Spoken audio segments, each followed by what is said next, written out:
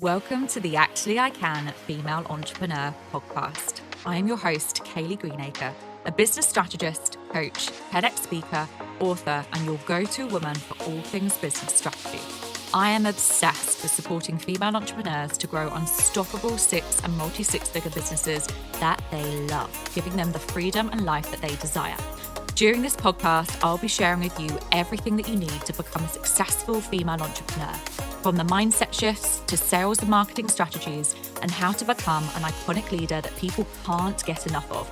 It is my mission to help you stand out, attract your dream clients and customers, and sell out of your offers with ease whilst building the business and life of your dreams. Let's make this your reality, ladies.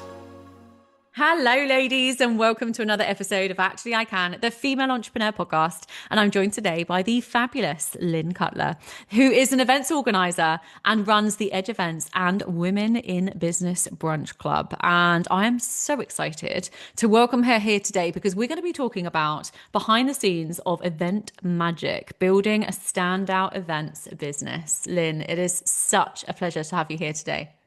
Oh, Kaylee, thank you so much for having me on. I'm so excited to be on your podcast. Thank you. Oh, it's an absolute pleasure. And we've got something very exciting for all of our listeners as well. So stay tuned to the end of the podcast because we're going to be giving you a personal invitation to come along to a very exclusive event that is being held in February. So if you're listening to this before February of 2026, then make sure that you listen to the very end of this episode to find out a little bit more about what we've got in store for you. But before we do that, before we dive into the value of this episode, Lyn, it would be amazing if you could share with our listeners a little bit about your own journey and how you got to where you are today.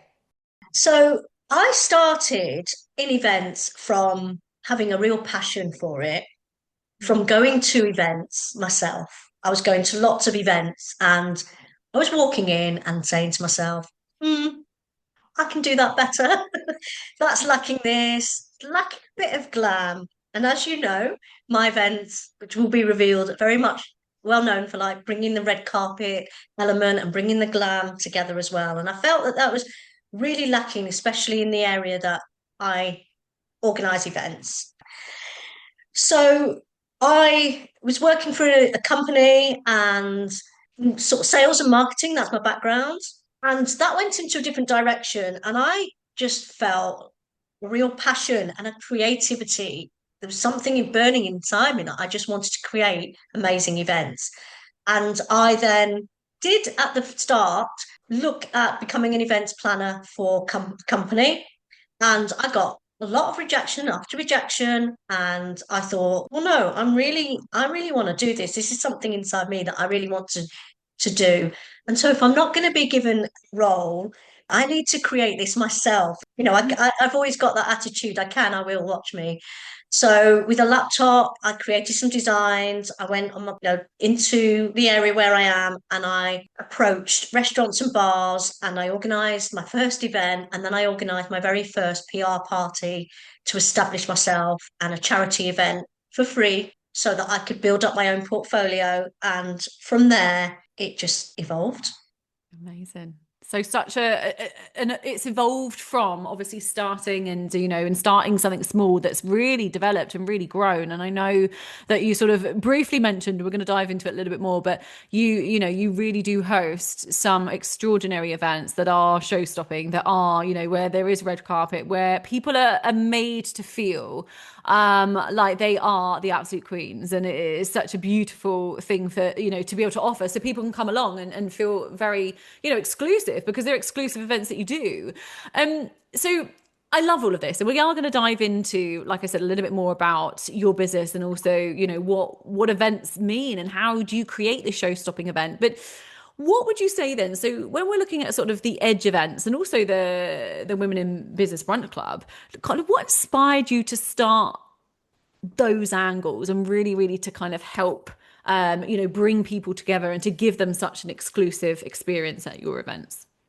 So when I established myself, I realised I had a natural flair for events. And the Edge events, funnily enough, came from being out in Alderley Edge in Cheshire Oh, with yeah. friends.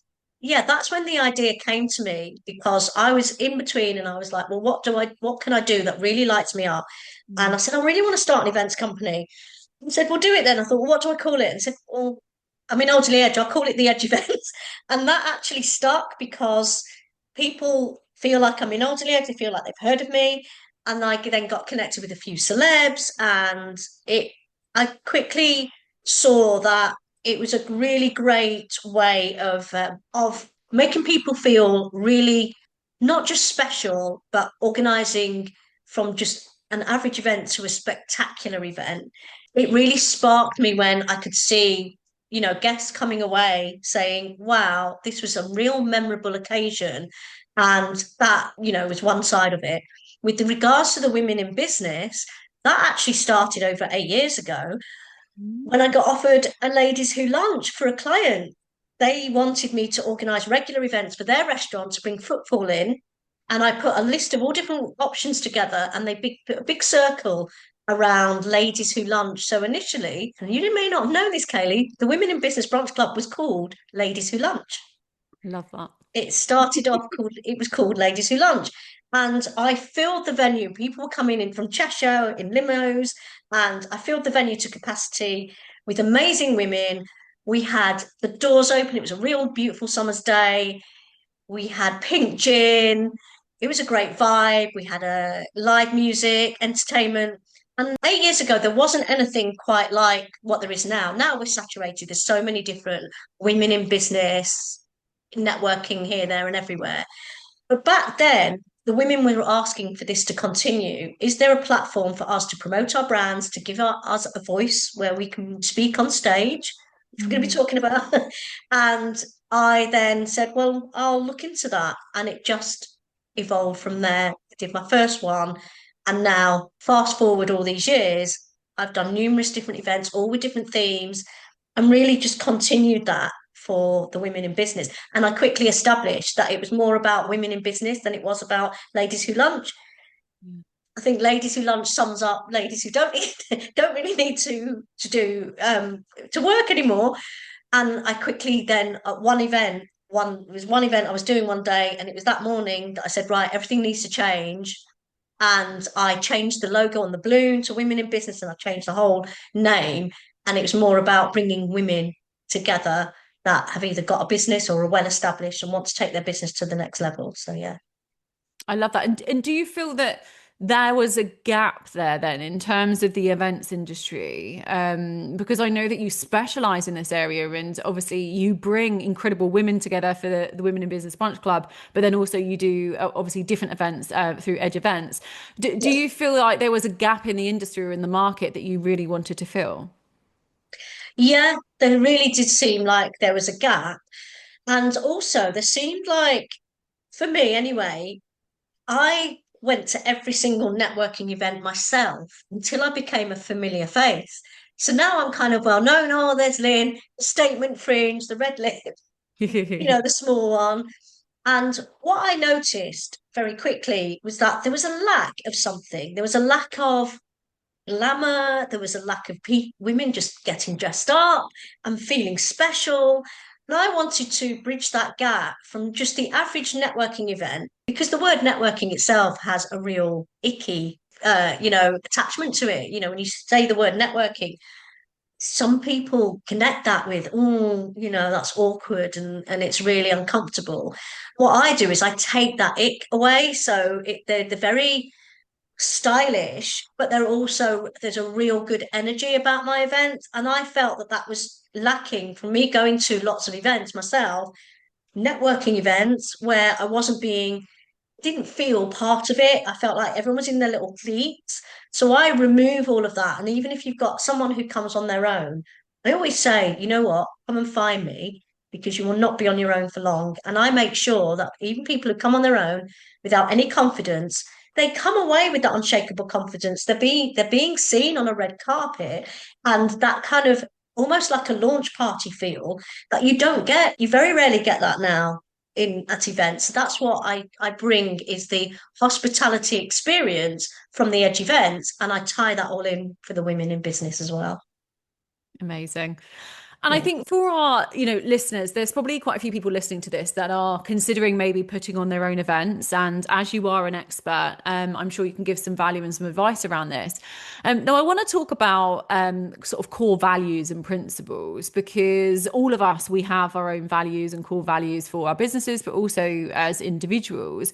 And how much do you kind of feed those into your events? Are they the center of your events as such? Yeah, huge. Yeah, because I do have a culture of a positive attitude, and we get things done and we make sure that there's no stone left unturned, so that the guests that come to the event, they're coming just to enjoy and have a really beautiful experience. And really, they shouldn't know what's going on behind the scenes. And most of the time, it's chaos. It is before an event. It's absolute mayhem, and things go wrong and things happen. And every event, can't recall any event where something hasn't happened. Mm. There's always going to be something but each event I perfect, and I know what to do differently the next time. And they're only as good, believe it or not, and this is, say, for example, for the women in business, or even any event that I'm organising at a venue. They're only as good as the management team at the actual venue who really get behind it and support it. Yeah. And there can be times when they don't always do that. And then it can be more of a challenge for someone like myself to bring it all together still and to make it really spectacular no matter what. So, yeah. Amazing. And in regards to trying to ensure that your events are, stand out and are differentiated amongst all the other events out there. Because I know we've talked about those kind of core values and principles. They're at the heart of what you do. But Mm. for our listeners, again, if they're considering sort of putting on any events, what advice have you got around making their events stand out and really, attract so many incredible people to them? Because you do this so well. So I'd love to hear any advice that you've got in terms of differentiation Oh, and really standing out. oh, I mean, one of the things I will say is first of all, choose a really good venue, Mhm. because the venue will sell itself if it's a real premium. So, with my events, they're never medium, they're always really beautiful venues. So, get that messaging across. And really, I guess what you're doing with an event is you're creating an emotional experience. So, the guests who are going to attend can actually visualize it. So I'd say really go all out with the visuals.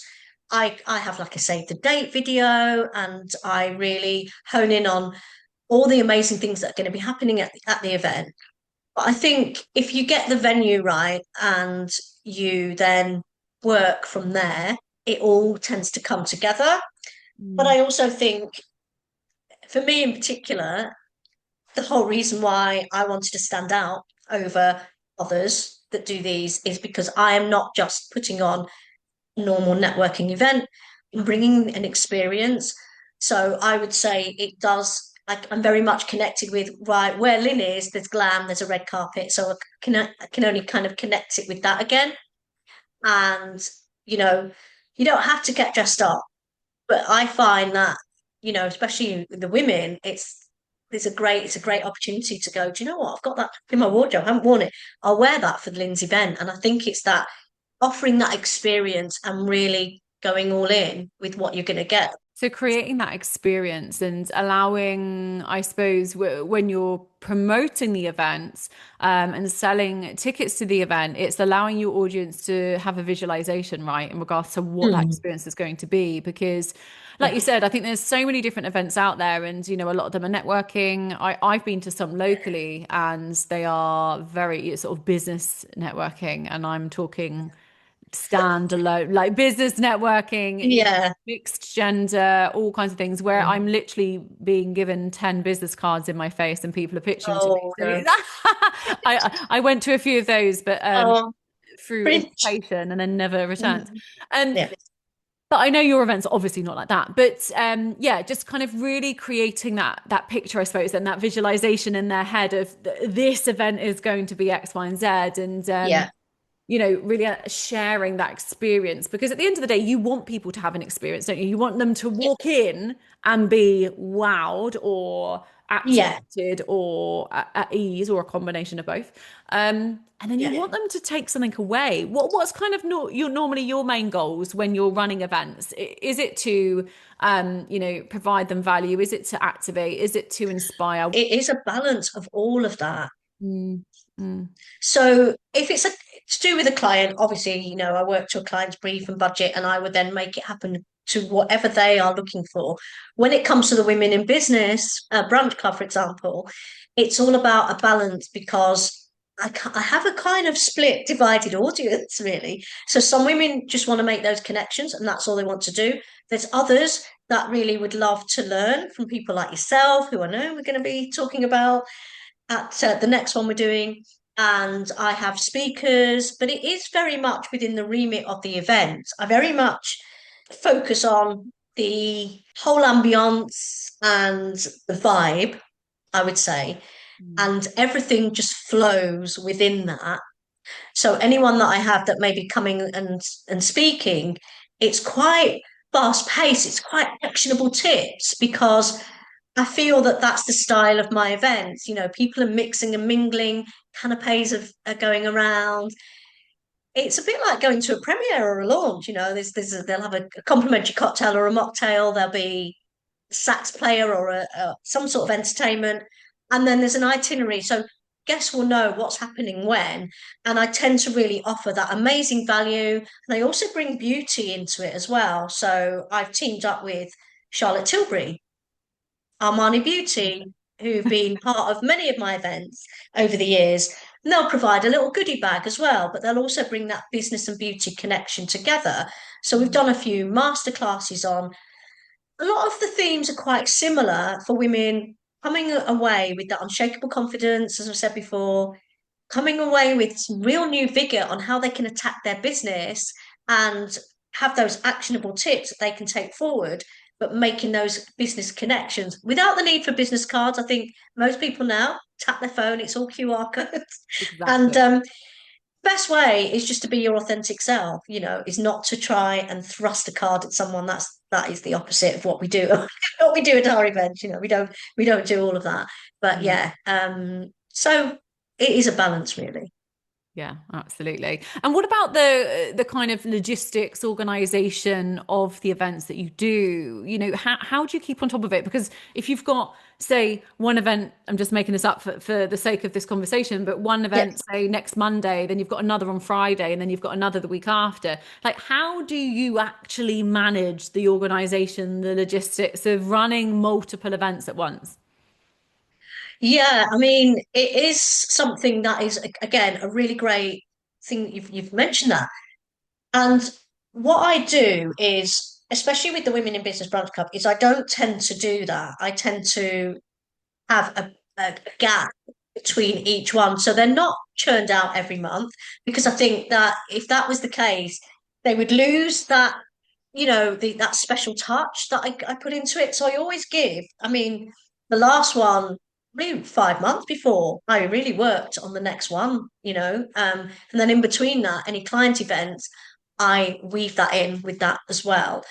So it gives me that time to focus on other events. And then, of course, there's people that will really help me in the way of I outsource to. So that could be like videography, um, photography. And sometimes there is a case of I do need people like who are part of the team. As I said, freelancers that will come in and really help me. So the whole thing with me as I grow is that I can then, as you just said, work on multiple events. So I can be doing one event. I do need doubles of me to then do what I do. But right now, I have been able to balance it. And I think because I've become an expert in what I do, it's quite the recipe's the same. So because I've got everything all under one umbrella, I've got all the suppliers, everything that I need, a list of everything, photography, videography, the catering, the decor. Mm. It doesn't take, it takes less time for it all to come together. Whereas when I was first starting out, I was happy to go and find all of these people. So I now have all of that. So I can then, whoever is looking for their event to be organised, I can say they give me their brief and I've already got who they should go with. And then it's just a case of organising everything around it. So yeah. Yeah, so having a preferred suppliers list basically, and knowing who to go through to, sorry, for different services and different elements to kind of piece that bespoke event together, which is so important. Yeah, you said it well. Yeah. That's it. So so obviously you're running the Edge events, you're running the Women in Business brunch clubs, you're running so many different events, which again is just fabulous. And I'm sure this has taught you something around sort of leadership, resilience, personal Oh, growth. Is there any kind of key takeaways over the number of years you've been running events that that you've really taken something away, you've really learned something, or had like an aha moment, as we say? yeah. Definitely communication Yeah. is key. Communication is absolutely everything. And also to get the admin side right as well, to make sure that everything is done, documented on the booking forms. So everyone knows. I mean, I am that Monica from Friends. It's official. I do have my to do, my checklists. Yes. I just make sure that we're all on the same page. So we've got that consistent communication with the venues, but also say just just stay focused, Mm. stay in your own lane, and really just it can be brutal, the events industry.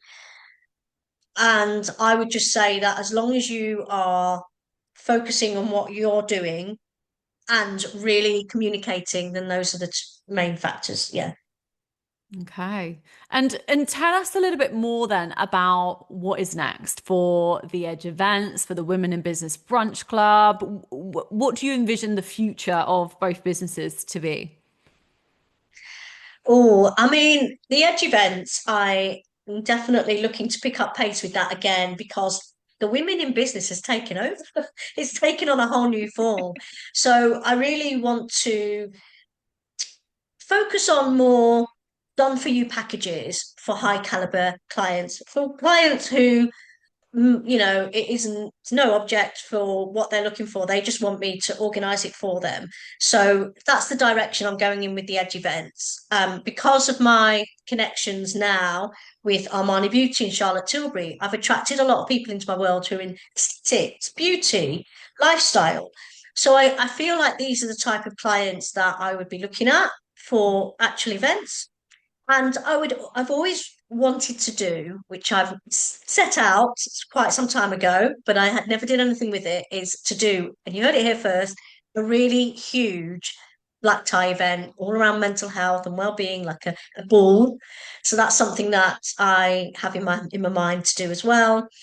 And the Women in Business Brunch Club, just to keep growing with that and to get to that stage where they just flow, which they are doing now. People just literally guess will just. I've got my hardcore fans, I call them, that will come to every single event, and then I get new injection of people as well. So what's coming next is a really exciting event that you are going to be part of, which Yeah. is the Limitless and Bold Valentine's Party.